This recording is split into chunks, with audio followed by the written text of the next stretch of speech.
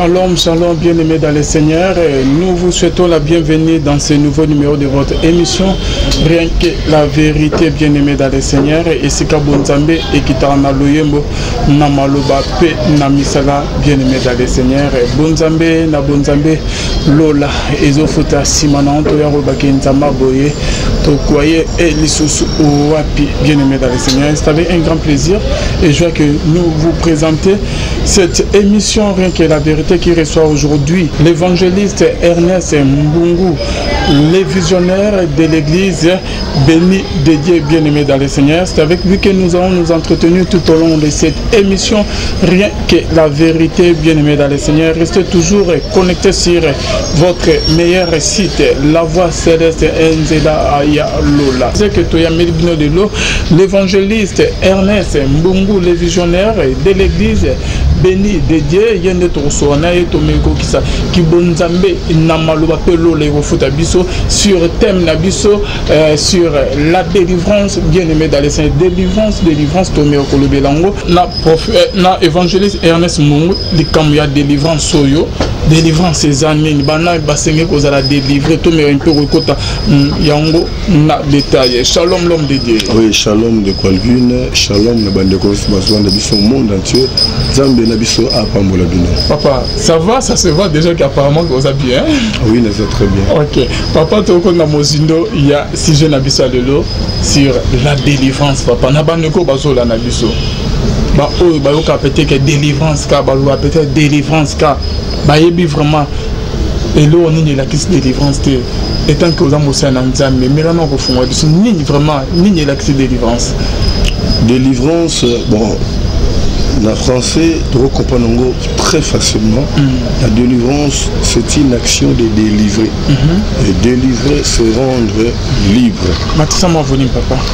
La délivrance, c'est une action de délivrer.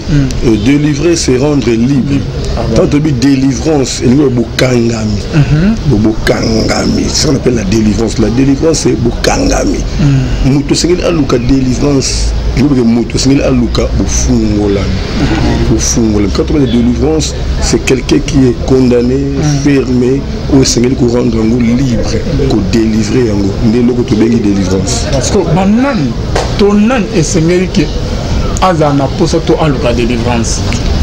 Vous savez, il y a un problème très sérieux à ce qui concerne la délivrance. Et normalement, généralement, tu parleras plus de la délivrance dans le domaine spirituel. Alors, dans le domaine spirituel, il y a une étape, il y a délivrance, une vraie délivrance. Première étape, il y a sali.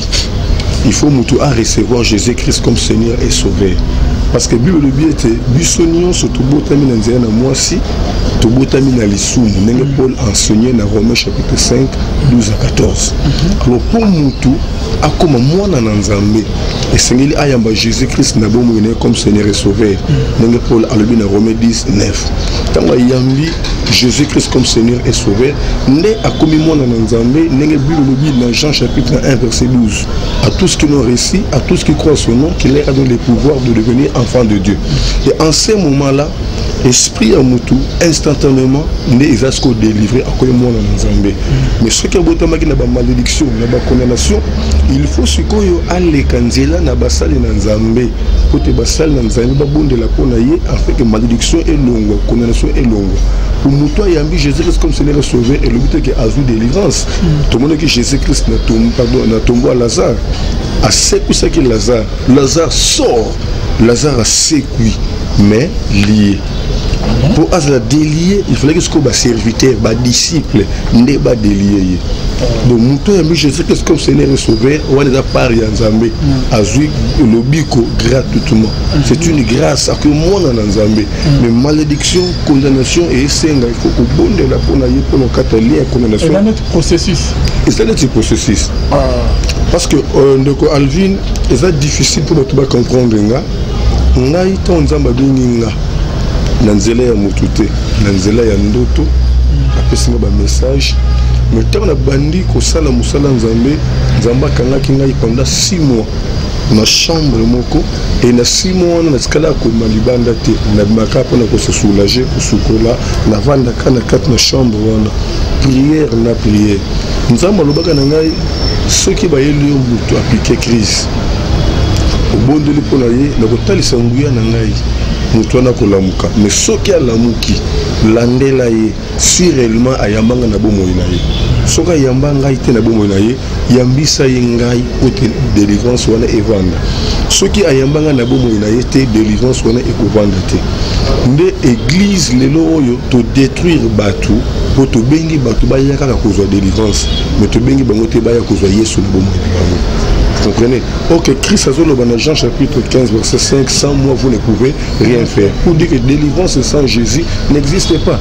Et pour nous faire cette explication, surtout que dans il y a Jean chapitre 5 verset 14. Au moment que Jésus a coûté na muta bike na piscine à Bethesda à reconnaître et puis c'est oh yondo bike na piscine à Bethesda à l'obingai Jésus a dit que zongi la lisusuté me quitter situation et comme plus pire plus grave que zongi la nini que zongi la susu pour dire que na mabe moko songolo et condamné qui azongi la susu mabe wana te me quitter et comme le plus pire. Et pour une bonne compréhension enseignement Jésus-Christ dans Luc chapitre 11 verset 24 alors ce qui exprime que ebimi na nzoto ya mutu ekenda musikate ekenda ko baluka pembeni ko luka moyen ya kozonga mais ce qui mutu la yamba Jésus te aza préparé te aza na vie à sanctification te esprit na luka so kozonga ye moko te possible bengani akoluka 7 autres démons plus méchants que lui akozuba kozonga et sur ba côté Christ a le situation ya mutu wana et ko s'aggraver davantage ndé lelo batu ba ozo délivrance vie ezo changer te ba ozo délivrance mais eloko moko ezo marcher te pourquoi parce que Yesu a eu place 4 na bango te baso tambola na nzambe na bomo côté moi délivrance evanga est exact papa tango beta sur la délivrance na retourner ba émission moko na bandeko na ngampuna et pas pasteur Walesa na ndeko moko pe lisusu abota yupuna na tuna que des émissions sur toujours sujet ya ba délivrance et ça na ndeko moko gimoleka tant que avec papa pasteur Walesa ba benga tuna avec ceux qui caché magicien nanga et pas pasteur Walesa que to ya maina émission na ya mara na église na témoigner quelque temps après de quoi zongi na sous na plateau ko ba que délivrance na échoué et simité tant aux autres beta sur la délivrance papa mais quand on confond la biso est-ce que délivrance peut échouer ou comment délivrance est échoué par rapport à Mouto a vu délivrance vous comprenez Christ a lobby ceux qui va bien expliquer na mutu Luc 11:24 akendaka musika te akoluka moyen ya kusonga na tsika ba bien lié et soit côté vie des hommes protection exacte prière exacte sanctification exacte auzonga facilement yokane de ko Alvin ceux qui muta côté hôpital aza hospitalisé a eu traitement approprié tiango ko bima na hôpital ba bien au moment ya convalescence na kopesa ye bakir moko boya melaka na ndaku oyo kozongisa mokemke ba vitamine pour aller à santé tout ça mutu pe oyo azui délivrance il faut aller kana période oyo tobenga convalescence pardon tobenga maintenance pour maintenir délivrance na ye faut bater sur le pardon bater sur la repentance sur l'amour pour ayeba ko battre la délivrance vous comprenez parce que ça na bato mususu awuti na mokili ayibi no manzambe te ayibi ko sambela te azui pas la possession azui posséder la milieu mabe tout ça il y a eu délivrance mais tant vous salez délivrance vous gagnez milieu monde tant boutique vous livrez écoute tout parce que arobat de délivrance ndengeni et simbaté et puis 1 mois 2 mois 3 mois espoir la bazongeli après on va gagner délivrance simba quitter non délivrance c'est quoi simba quitte à toi yo aux délivrance alors le moteur va salir opération appendicite et le qui très bien parce que non faut lire nos biloka pété mais là bâti tout ça yo ke ba no ba kwanga nyama kayabu et provoquer pour te venir docteur sur les personnes c'est là où se trouve le problème. So net que na kaya bon papa vous expliquez bien merci tu repères sa faute nana parce que faute bi mai tu repères sa faute na pasteur to nandeko aya ko ka délivrance ce qui est simbité net que ndeko mo ba ko ka délivrance c'est pas non avec que non na ba problème na tant to bana délivrance na évangéliste Ernest Mungu mais na ko mona que délivrance na ngai simbité bu bandaki na bino malam ndeko akoyi bona bo mais ayo suko ba ka délivrance et ça faute ya pasteur to faute ya ndeko que aya ko ka délivrance par rapport à l'explication d'un péché il est difficile pour la sa faute comme tout le monde songo pour na éviter après délivrance ndeko gimoleka à témoigner la vie délivrance faut tant témoigner qui atambola qui na marche ni. C'est ça le problème. Atambola qui na marche ni. Est-ce que Ataki Nzambe liboso ya vie na ye? Est-ce que Christ a kamba ki bomo na ye? Parce que Christ le dit dans Jean 15 500 mois vous ne pouvez rien. Mais tant que ce ko mutazu délivrance, par exemple moi si Kobo kotan mona mibali ya batu on se retrouver dans mari de nuit au leki na délivrance ba benga esprit ya mari de nuit délivrance ceci aux ogeli mibali ya batu. Vous croyez que délivrance fait ko vendre et ko vendre te mari de nuit ko zonga ko soki azongi bo juger pasteur to yé moko. Les autres dépendent de la vie ni on de ko dimon le cas à bandé ko marché à landa qui après délivrance na. C'est là où c'est tout le problème. On a ça délivrance ya ser moko jeudi na butu à côté retraite jeudi na butu délivrance. Pas délivrance aussi parce que nga sur l'équipe de délivrance c'est pas nga il faut le contrôle. Après une semaine contrôle, après une semaine contrôle, tout ça va, après 2 semaines contrôle, après 2 semaines contrôle, ça va. Il faut tout l'ande là parce que l'esprit a une liberté. Il faut allouer par tous les moyens à zonga. Vous comprenez? Le sœur on a joué délivrance jeudi na 0 heure. Tout ça pour la délivrance à ma casse espoir qui te détruit ma cambonius. Il faut ce qu'il y a contrôle dimanche. Dimanche il y a contrôle, le découvrir oh. L'esprit na bengana qui a zongi. La bonne ko tourner yebisa ngai pour tenir fungoli pour esprit bimi jeudi na moni dimanche na ntutu na yo ote na kota ke retraite na trele ki na teke na ngai biloko na zongi mbongo moto na tuna eboye to bundaki oyebi siko abundi na leki ni après ko ta délivrance so esprit o bimi ka sene azongi. Pourquoi? Parce que Bible dit que Nzambe a s'éloigné kana bato akanda a s'éloigné ka donc s'il qui a bundi na moment na Nzambe azate esprit abimaki azongi mbala moko ce que yo ko condamner pasteur. Merci beaucoup l'homme de Dieu Bandé Bazola Nabiso Bonzambe na Bonzambe lo les ofuta. Papa toujours sur la délivrance. On peut par exemple de la Bible que on peut na par exemple mususu na médecine parce que moi j'aimerais savoir papa. Bible lorsque ils ont lobake ba oh ba yé pas Jésus-Christ ba comme ba nouvelle créature. Les choses anciennes sont passées. Est-ce que ceux qui ont mis Jésus n'ont obéi du Soko qui ont mis Jésus nous a délivré? Ceux qui ont mis Jésus, est-ce que Mili Madoza Nango, Bamakamo, comme délivré Malaman côté, toi et Dakar qui a péché, Adamique ne monte au long? Délivrance, il y a Malamoko et ça les makana niveau spirituel. Esprit na yo est comme Malamo esprit en Zambé. Mais délivrance, il y a comportement, il y a caractère et zoakaton. Par rapport, il y a Kuyo Kamalo Banazambé. Donc, par exemple, nous avons dit que nous avons dit que nous avons dit allez, connaissance est automatiquement. Connaissance va apprendre. Il faut quoi prendre. Nous avons sous les bandeli, ceux qui m'ont abotami. Babibisaki mbala mo libanda te babomba ke na ndako 3 mois moi 6 mois pour nani banticorps est faible pour ko supporter ba mpepe ya libanda te. Alors mutu pe oyo azui délivrance aza mutu esengeli azala na temps ya kolandela na mate ya malakisi que délivrance faut kobatela rango éviter kanda yeba kolimbisa poza na bolingo ba mate ya wana yongone sala que délivrance et vendre 4 na vie ya mutu. Non personne mo bande ko ba me comprendre ngana on doit le comprendre bato ba comprendre na bozindo pour délivrance et détruire église lelo et pour délivrance et détruire ba vie ya bato lelo.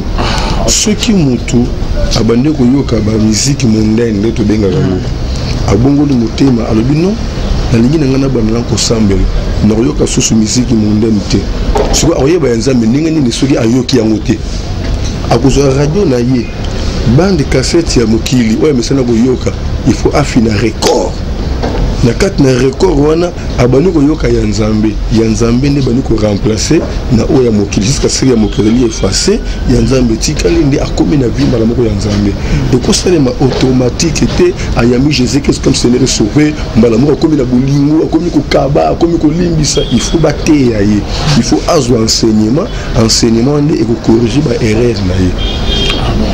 Merci beaucoup. Bandeo Bazola na biso de partout. Mais nous devons reconnaître que délivrance et bébé ba famille, délivrance peut aimer ma kamamabe. L'homme de Bandeo Bazola le ba famille le ba papa de ba como bexka kopiksa bas na bango bakena na baglise parce que nanzela ya délivrance makama mabe salami escroquerie kindumba mabe ba pratique mabe yoko lo banina bandeko Bazola yo. Oui, bandeko bazo nangai et ça passe ça fait très mal au cœur, surtout dans biso baton zamba bengi biso de délivrance. Parce que moi je travaille avec ma femme qui est la prophétesse Esther Mungu. Zamba bengi biso pour le domaine de délivrance. So non on dirait dans contre la délivrance au que musa nangande yango. Bino besoin d'investigateur sur une église au coup de délivrance bana ba sorcier, batamba boma, bataba ya nenge na nenge. Mais tout l'ingrato là que ça plus parole qui délivrance. Mais les canaux de mission de bâcher sur télévision à chaque jour. Au coup de mon na la question image de délivrance ba délivrance dans l'écran saraté. Pourquoi? Na lingi na influencer ba tout na délivrance c'était mais influencer ba tout premièrement la parole. Mais belé bazo ça net que moyen pour gagner succès mais ba la que ça ba délivrance. Non parce que Nzambe ne muta gagner ka Nzambe ne muta benda ka Nzambe ne muta tinda ka. Jean-Baptiste Teki ne sobe mais ba tout ba quitter ba ndako ba lande tine sobe. Baza bato Nzamba disposer qui pour ba kine ko comme mbongo Nzambe. Donc c'est ça.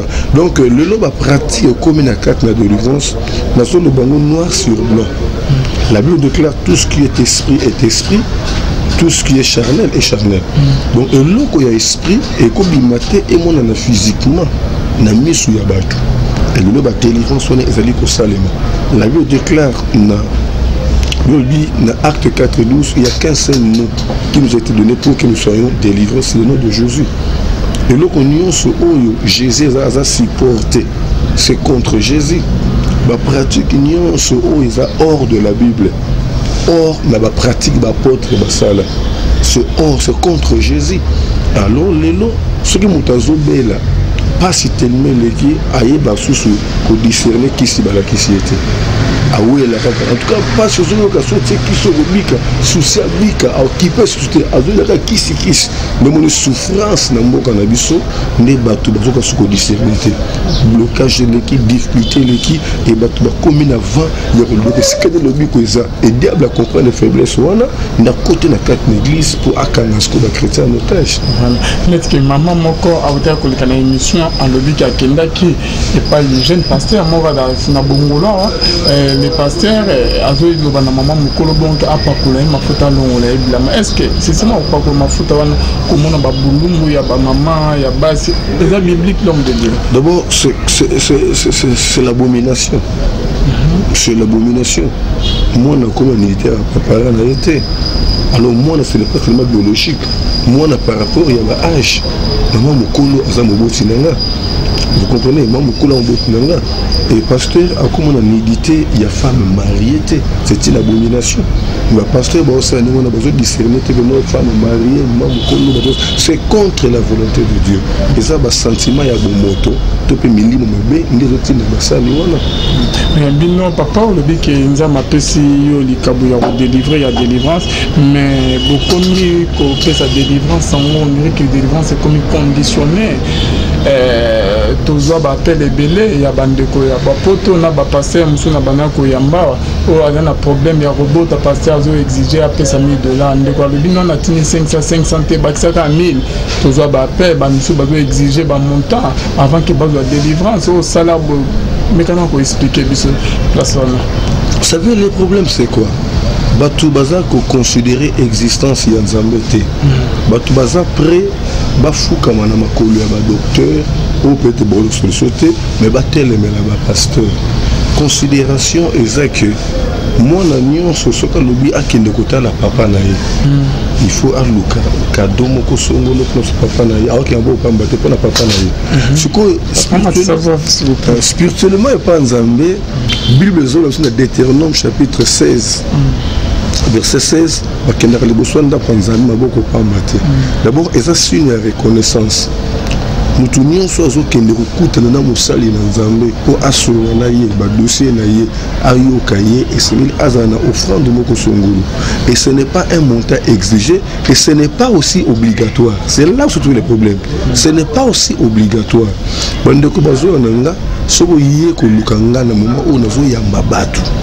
Au côté de la porte de sécurité, à l'équipe sur pas protocole à identifier pour un ordre de discipline. Au commis combo na yo, au commis adresse numéro de téléphone. Nga na bureau, batia panier moko yo offrande koto. So na fini cloche, moto à côté azur offrande na ye attire. Ce qui passe dans ngote bon problème exact. Tout okenda ndenge wana mais makambo namonaka problème olongo na ndako mutuka ezo consommer peut-être 10 litres 5 pour comme en église Tikitambo parce que moutaye na réception kutana pasteur il a 500 francs pas même $1 il y a 1000 francs pas même $1 mais mutunyo soit okende na hôpital non, c'était que Okumba combien, mais à prévoir déjà au moins $10, $20 il y a consultation. C'est là où se trouve le problème. Ils ont dérangé, ils ont 500 000 francs. Bon, dérangement exact que Nabato Bazangi connaissance. C'est qu'on a au Bible les autres bétants que Jésus n'a temple. Bande de bébés, baye, bacheche, bambon, bébé, maman, moi, zawana, ya pauvre, atie, mbon, mo, ba sentiment, côté, c'est un qui valeur. Jésus a le but que n'a pas oignon, tout ba pèse, ba million. Quand moi, si on m'a tapé, c'est bon, on a monté en mobimba. Yo, côté, vous savez, les lots, tous un langage, mi baye la Bible. Toi, dans le langage, tu as exigèse. Exigèse, c'est les paroles écrites. Herménétique, c'est l'interprétation de la parole. Parce que tu as exigèse, tu as herménétique. Christ a défini l'offrande de maman et le bani. Bateau va payer ça qui est belé. A payé 10 000 francs, mais il y a 100 000 francs. A payé $50, mais il y a $250 000. Vous comprenez? Mais maman a 3 000 francs. Habité na sacrifié pour les Zambie. A payé 3 000 francs. Hier, ce monde me thème. Et l'ingo no banini, bandeko bayo kanga. Na formule ya offrande, nzamba tala auto pesa ate. Mais atala ka auto tika nango. Pour yemo kone mutapambola ko biso. Ndozo mona na Malachie chapitre 3 verset 8, Bible dit vous a frappé na malédiction à cause de l'offrande na badine, vous a tromper, vous a tromper nga. Pour dire que tous pesa nzambe, ils correspondent na nzamba pesa bisote. Deutéronome chapitre 16 verset 17. Bible boy, mutapesa ka offrande par rapport l'offrande ils correspondent à la bénédiction on nzamba pesi. Mais bato bazo ko sanzambe, bazo considérer présence en nzambe, c'est là où se trouve un problème. Ce qui est pas dans l'église bagoye bisayo. Offrande est obligatoire. Ce qui est obligatoire, monter est exigé. Tout est la Bible que occuper ça, où correspond à la bénédiction où nous en avons. Et tant on a besoin que et c'est une offrande à Moutuya. Offrande à Moutuya, ils ont dépendent de la besoin. $10 ils ont bateau ba mona Moutuya. Voici $10. Mais bateau monsieur ils ont bon mikate, ils ont bon secret. Yo monter que Moutake besoin $100 au bosso magie. Mutu $100 wana calculer fa futa ndako kwa sala boy. Vous comprenez? Ils ont dépendre de l'enge mutazo zula. Ndenge pe mutako pesela. Toko pesa ndenge mo bisonyo souhaité. C'est là où se trouve le problème. Dans le domaine de la délivrance, il y a des délivrances où il faut mutu à préparer en go. Ah, wana nde sengeli mutu à préparer offrande. Dans le dossier mari donné femme de nuit, il faut que tu retraite. Offrande ne repèse pas Nzambe. Il faut préparer offrande moko ne repèse Nzambe pour la kananga. Bon, ce que délivrance c'est que appliquer crise à quoi bayer na kat l'église. Origine offrande ndengeni. Owe na ko sala musala ko kanga molimo ya mutu. On est comme ce que reconnaissance ya mutu après délivrance ne a ko reconnaître na pesa Nzambe nini. Donc vas-y tu sais. Ngai Nzamba bengi ngai na délivrance. Ils ont une instruction Nzamba pesanga. Mutu azo préparer offrande na ye. Nzamba binanga tant azo ya okota retraite amemana offrande na action de grâce. Or, il y a un Paul a été dans Philippiens 4:6. En toutes choses, faites connaître vos besoins à Dieu par des prières, des supplications avec. Quand on parle avec, c'est quelque chose qu'on accompagne, qui accompagne. De l'action de grâce, c'est quelque chose qui accompagne la prière et la supplication. Vous comprenez? Là, vous avez raison, l'homme de Dieu. Parce qu'on a solo. Il y a quoi exiger. L'exigence. Est-ce que c'est là où non? On m'a payé 5 000. Non. C'est contre la volonté de Dieu. On peut prêcher.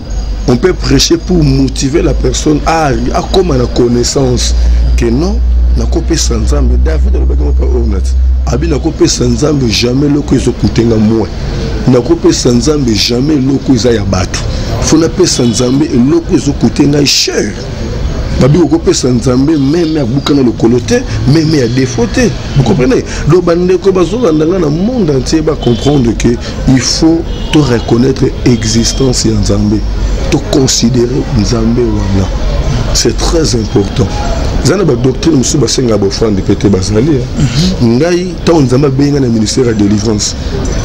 na yeba ki ndenge basengaka ni offrande ni dîme na bande ko bunda pona bato souci na nga milimo bato ebika so muta koti retraite pour la délivrance ngamo na sombele mili ki sukali mapa après délivrance to pesi a meli donc nous laisse bato bazo ko ba délivrance par après nzamba ye ko révéler nga comment conseiller nzambe ce ko a révéler nga révélation nzambe a révéler nga donc nzamba a révéler nga que mutu nyonso azo ko luka ngai et c'est à apporter offrande ceux qui ont offrande aux bloqués bateau bazo ko luka ngai c'était une révélation divine donc ngai vraiment na ko sala musa nzambe pona mutu te pona ye te mais pona inspiration o nzambe azali ko pesanga c'est comme ça que je dirige l'église non là ce n'est pas Dieu. La Bible déclare que tous les personnes qui correspondent à la mission de l'issue. Il y a un salaire à $80 par mois, $120 par mois. Je suis un côté. Je suis un côté.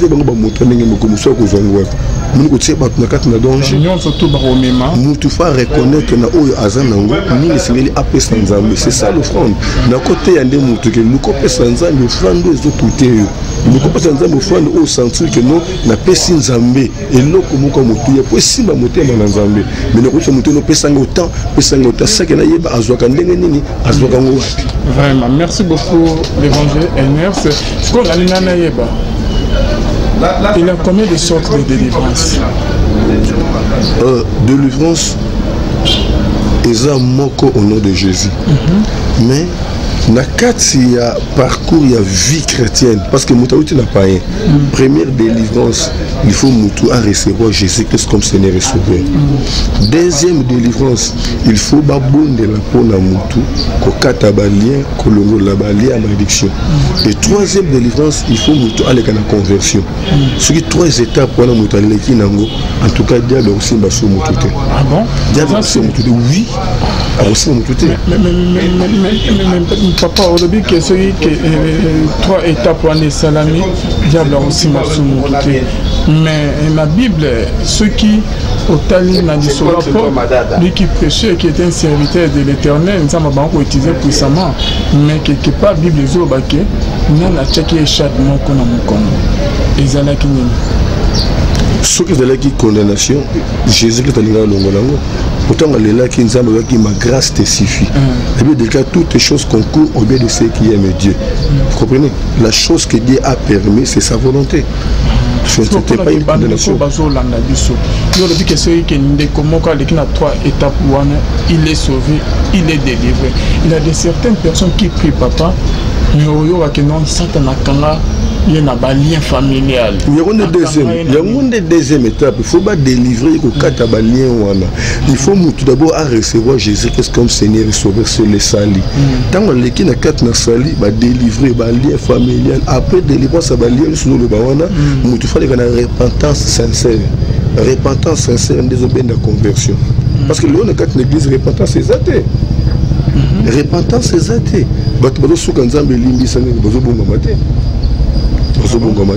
Il y a des versets où on s'appuyer. 1 Jean 1:9 sur le juste fidèle non. Paul a le bien clairement dans Acte 3:19. Repentez-vous et convertissez-vous pour que vos péchés soient effacés. Et il y a conjonction et il s'est comme que repentez-vous ou convertissez-vous. Et donc s'il n'y a pas la conversion, les péchés ne seront pas effacés. Et si les péchés ne seront pas effacés, l'ennemi va revenir. Mais ceux qui vont pécher, ils sont effacés. Parce que Dieu a rendu péché. Mais moi, c'est moi comme que papa moko allait musuni naye azui mukua alali afeleke na sadra. Pourquoi yé avec solo mukua abandi ko ntsika mukua eza aledra akei.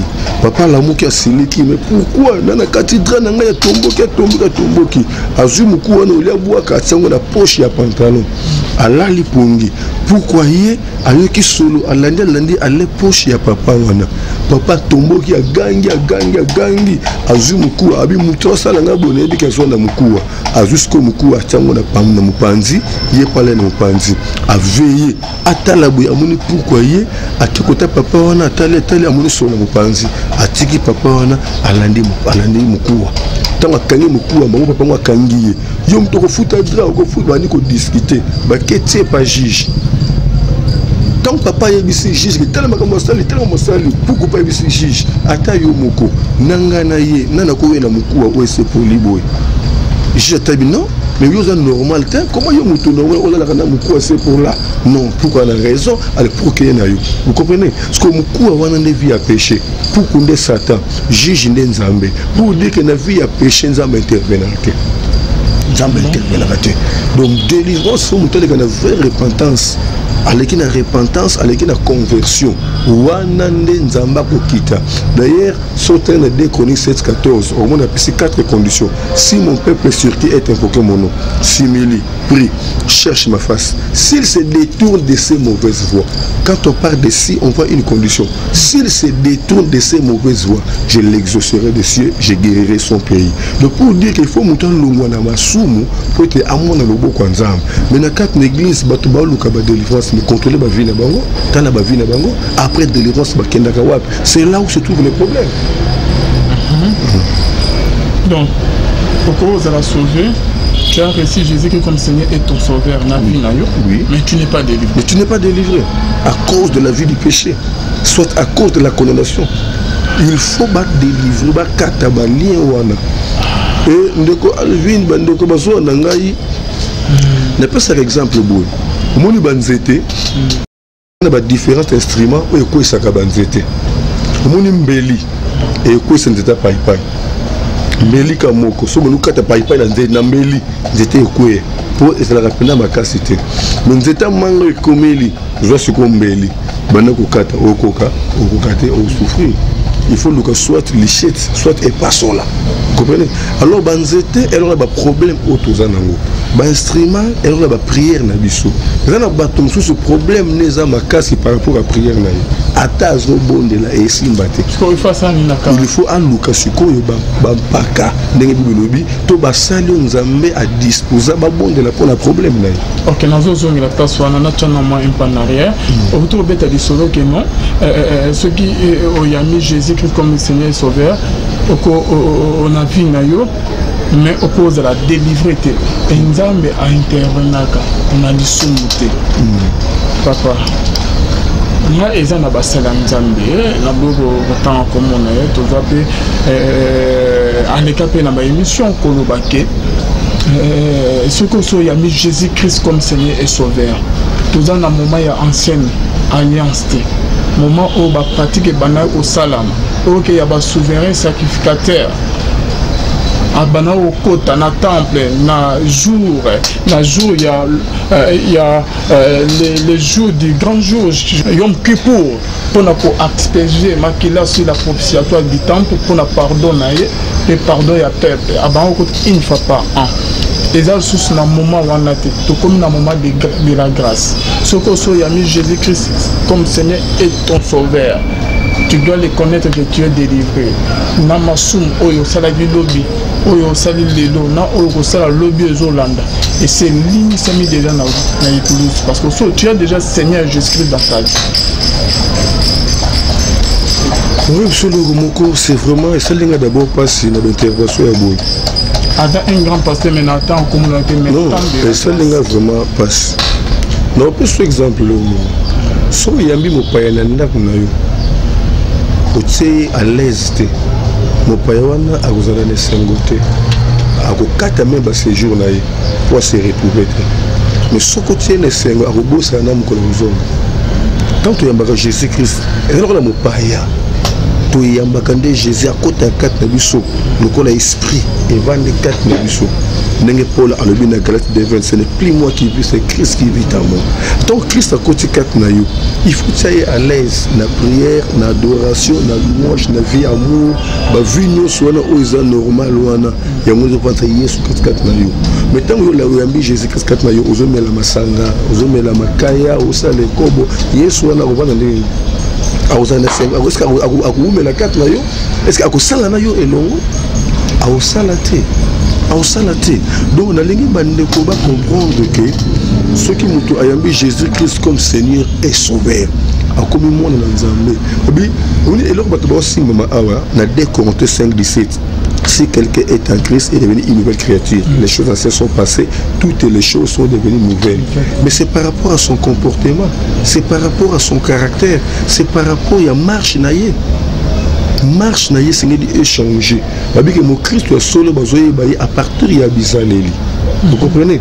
Et puis je vais encore vous dire une chose de Konangai Alvin. Quand on parle de chrétiens, les chrétiens, ce n'est pas synonyme de recevoir Jésus-Christ comme Seigneur et Sauveur. Mais chrétien, c'est synonyme de marcher comme Christ. Vous comprenez? Alors, bateau bayambi Jésus-Christ. Est-ce que bateau marcher comme Jésus-Christ? Parce que Christ est tel qu'il est, tel que nous sommes. Vous comprenez? Parce que nous, tout le temps, le col à Christ était. C'est que hasard contre Christ, diable faut combattre. Il y a des sorciers qui ont accepté Jésus dans leur vie comme Seigneur et Sauveur. Il y a des sorciers qui servent Dieu. Il y a des pasteurs magiciens. Il y a des pasteurs féticheurs qui prêchent au nom de Jésus, qui délivrent au nom de Jésus. Neko Alvin, ce contenu na YouTube, au moins le témoignage de sœur Moko, abaneko soana sirène. Kaka na maya makelele ya bandana. Akende ko luka mbongo kisi ya mibali ya mbongo azana ba voiture mwana mwasi.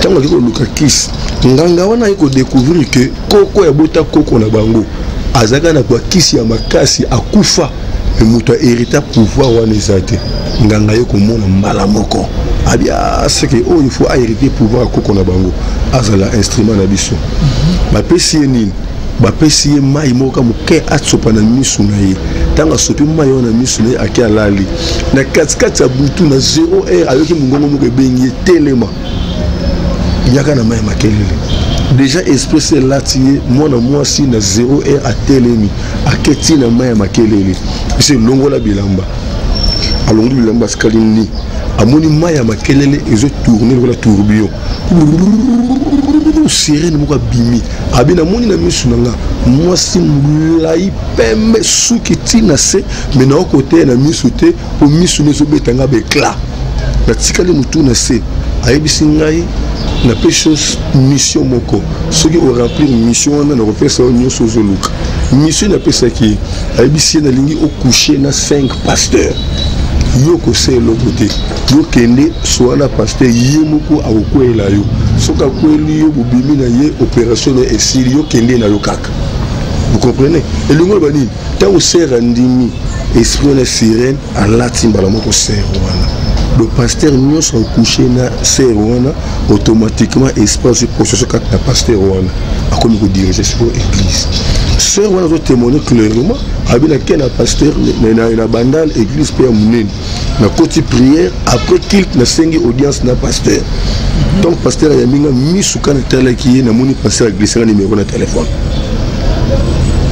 après culte na quelque part na bengi pasteur senga besoin numéro obenga na tel na bengi tout kutani to bimina pasteur wana na kimi na ngape libela abi deuxième pasteur na bimanya na commune Kintambo na bimina pasteur ko abi kutu eloko comme ça en pleine veille nuit de prière abi nuit de prière bato balali to zela air à prière pour to la muka na yoki espoir na yebisinga ozani na préparer déjà terrain na ngai sala mission na nga abi na kosika pasteur pasteur na so banga ndoto mabe pasteur si bozana bonda bote na kolala kanem na kolala pasteur kalembi maramoko kana kat l'église abimi na pasteur wana tonga sisi na pasteur na tongo pa alimo na et troisième pasteur ezalaki nga donc on a ciblé troisième pasteur à côté de prière à ce qu'on a fait à culte alors tant on a la prière à clôture nous sommes na écoutani na eu courant na nzoto nanga na comprendre que esprit mo za katumana mwasho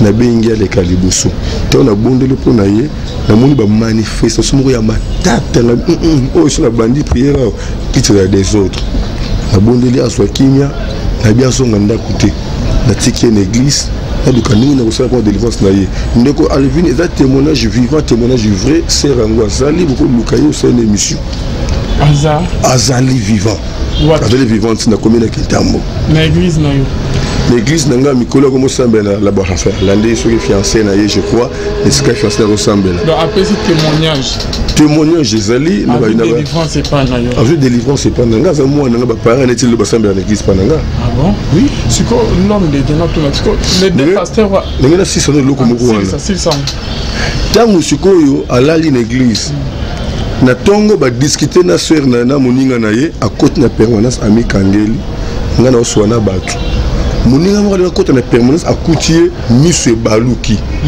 fufu na monoko papa amenye le colère astral na bandika prière bo sœur bandiko seka esprit wana ngo seka kaka Ernest na yeka pona ko sukiso au nom de Jésus Christ kanga monoko na abi Ernest Keba ko sakana ngai te onyoko lingai obebisi makambo ebele lelo nga moko na ye tant na bandiko na sebe na biloko nga na sela ba délivrance au nom de Jésus nzambe moto na nguya nzambe na taliboy espona siko bisinga opesa nga kanda neka na bisayo l'église ebele zo mona na Congo ba pasteur ba sala ba miracle ebele na Congo ba yake pa na nga ngam na pesa ka bango nguya kombo na nga madame Laline ngam no diriger monde ya mai bato na ki na bango bakimi église kali polé ba muso ba ke bata le pango sima parce que bazo yoka ndenge nini et démon zo lo bakati na ser wana ngapa na senti ke na a penda